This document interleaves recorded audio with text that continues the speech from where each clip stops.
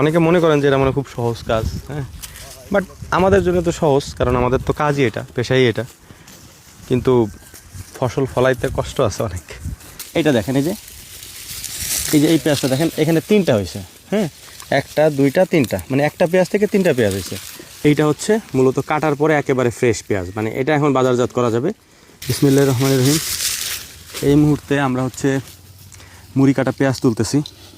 মূলত এই পেঁয়াজটা লাগানো হয়েছে কার্তিক মাসে, এখন মাঘ মাসে প্রায় শেষ। পেঁয়াজ আলহামদুলিল্লাহ মোটামুটি হয়ে গেছে। সজীবম ওই পাশে কাটতেছে, আমরা এই পাশ দিয়ে উঠাইতেছি। 3 মাসের মতো লাগছে, যদি একটু পাকানোর জন্যে এটাকে বেশ কিছুদিন রেখে দেওয়া হয় যাতে সংরক্ষণ করা যায়। এই সাইজের পেঁয়াজগুলিকে গুটি পেঁয়াজ বলা হয়।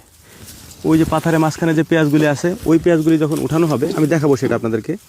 সেখান থেকে এরকম ছোট ছোট যে পেঁয়াজগুলি বের হয়, এর থেকেও ছোট, ওই পেঁয়াজগুলিকে কার্তিক মাসে আর কি আমাদের এদিকে লাগাই দেওয়া হয় হচ্ছে জমিতে।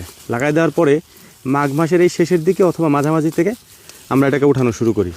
এখন এইটা লাগাইলে কি হয় এটা আমি আপনাদেরকে দেখাই। আমরা পেঁয়াজই লাগাই, ধরেন এরকম ছোটো সাইজের যে পেঁয়াজগুলো থাকে সেগুলো লাগাই দিই।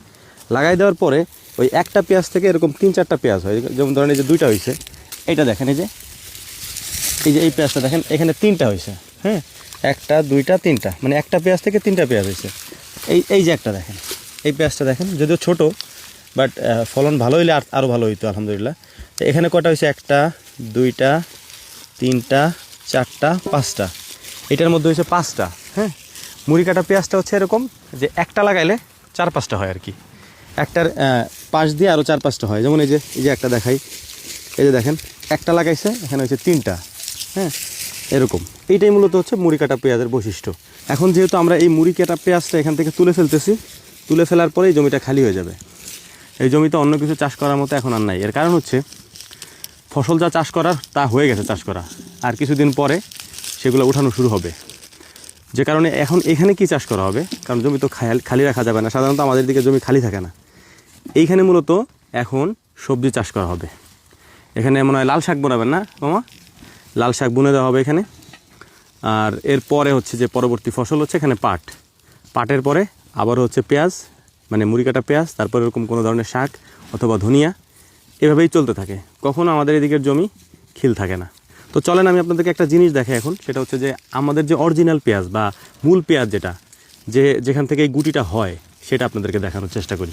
বস্তার ভিতরে রাখা এই পেঁয়াজগুলো যদি একটু শুকানো বেশি হয় আর কি, হ্যাঁ, কারণ এটাকে আরও অনেক আগে উঠানো যেত। উঠাইলে কি হইতো, ওজন বেশি হইতো। ওজন বেশি হইলে বাজারে এটার মানে দামও একটু ভালো পাওয়া যেত, কাঁচা কাঁচা থাকতো। কিন্তু এক্ষেত্রে গৃহস্থ যে আর কি, সেটাকে সংরক্ষণ করতে পারতো না বেশি দিন পর্যন্ত, চাঙে অথবা বাড়িতে সংরক্ষণ করে রাখা যেত না। যে কারণে এটাকে হচ্ছে কেটে ফেলতে হয় পরে। মানে যদি সংরক্ষণ করতে হয় তাহলে হচ্ছে যে একটু পরে উঠাইতে হয়, আর যদি কেউ সংরক্ষণ না করে সেক্ষেত্রে হচ্ছে যে একটু কাঁচা কাঁচা থাকতে উঠাই ফেলা যায় আর কি। এইটা হচ্ছে মূলত কাটার পরে একেবারে ফ্রেশ পেঁয়াজ, মানে এটা এখন বাজারজাত করা যাবে। কিন্তু এটাকে করার জন্যে আমাদেরকে কয়েকটা প্রসেস অবলম্বন করতে হয়। প্রথমে হচ্ছে যে জমি থেকে এই পেঁয়াজটাকে উঠায় নেওয়া হয়, তারপরে হচ্ছে এটাকে বাড়িতে নেওয়ার পরে এরকম করে কাটা হয় আর কি। স্বাভাবিকভাবে দেখেন আপনারা, এই যে এখানে কিন্তু এইভাবে কাটা না। এই যে আমি যেভাবে দেখাচ্ছি এখানে কিন্তু এইভাবে কাটা না, এখানে কাটা হচ্ছে এইভাবে, এই যে এইভাবে এখান থেকে রেখে তো বাড়িতে নেওয়ার পর আবার এখান থেকে, এটা মহিলারা করে আর কি, বাড়িতে নেওয়ার পর এখান থেকে কেটে ফেলার পরে পেঁয়াজটা রেডি হয়ে যায়। এই যে যেমন এই পেঁয়াজটা, এটা রেডি হয়ে গেছে। তো অনেকে মনে করেন যে এটা মানে খুব সহজ কাজ, হ্যাঁ, বাট আমাদের জন্য তো সহজ, কারণ আমাদের তো কাজই এটা, পেশাই এটা। কিন্তু ফসল ফলাইতে কষ্ট আছে অনেক। যাই হোক আর কি। তো চলেন আমরা আমাদের মূল পেঁয়াজটা দেখাই। এটা তো গুটি, এবার মূল পেঁয়াজটা দেখাই। তো আলহামদুলিল্লাহ এইটা হচ্ছে আমাদের মূল পেঁয়াজ। যে মুড়ি কাটা পেঁয়াজটা আপনাদেরকে তখন দেখালাম, ওইটা কোথা থেকে হয় সেটা দেখানোর জন্য মূলত এই জমিতে আসা। এই হচ্ছে মূল পেঁয়াজ। দেখতে পাচ্ছেন এই যে গোট ছেড়ে দিয়েছে, মানে গোট বলতে এটা হচ্ছে যে আস্তে আস্তে নামতে শুরু করছে পেঁয়াজ। এটা চারা লাগাইছিলাম আমরা, আপনারা দেখছেন হয়তো। এই চারাটাই আস্তে আস্তে বড় হচ্ছে, বড় হয়ে এরকম পেঁয়াজ হয়ে নামতেছে আর কি। তো এটা যেহেতু কয়েকদিন আগেই লাগানো হয়েছে, হয়তো রোজার শেষের দিকে আমাদের এই পেঁয়াজ উঠাইতে হইতে পারে।